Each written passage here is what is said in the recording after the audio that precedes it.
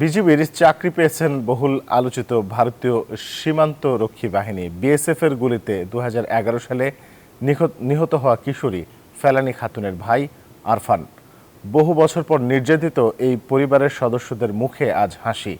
লালমনিরহাট জেলা প্রতিনিধি রবিউল হাসানের তথ্যচিত্রে ডেস্ক রিপোর্ট।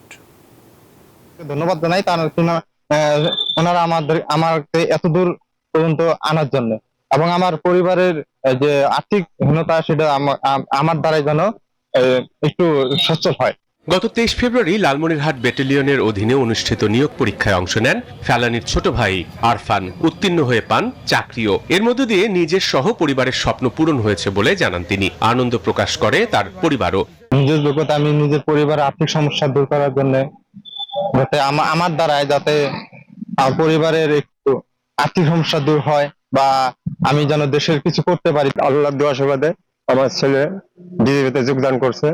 আমি এটা বিজেপিদের অনেক অনেক কৃতজ্ঞতা জানাই। বান্ডেল থাকলে প্রতি সেনমানিতে টাকা বাঁচবে। বিকাশ সেনমানি বান্ডেল কিনে জিতুন প্রতি লেনদেনে। বৃহস্পতিবার দুপুরে লালমনিরহাট 15 বিজিবি ব্যাটালিয়নের অধিনায়ক লেফটেন্যান্ট কর্নেল মেহেদি ইমাম আরাফের হাতে নিয়োগপত্র তুলে দেন। আশা করেন প্রশিক্ষণ শেষে আরাফ একজন যোগ্য বিজিবি সদস্য হিসেবে দেশের সেবায় নিজেকে নিয়োজিত করবেন। আমরা গর্বিত যে ফেলানীর ভাই মোহাম্মদ আরফান হোসেন নিজস্ব যোগ্যতায় বিজিবির 104তম ব্যাচে সিপাহী পদে যোগ দিয়ে তার পরিবারের জন্য নতুন আশার দ্বার খুলে দিয়েছেন।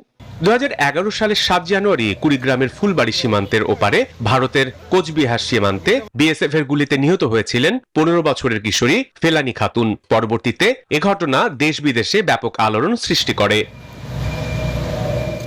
Desk report, news 24।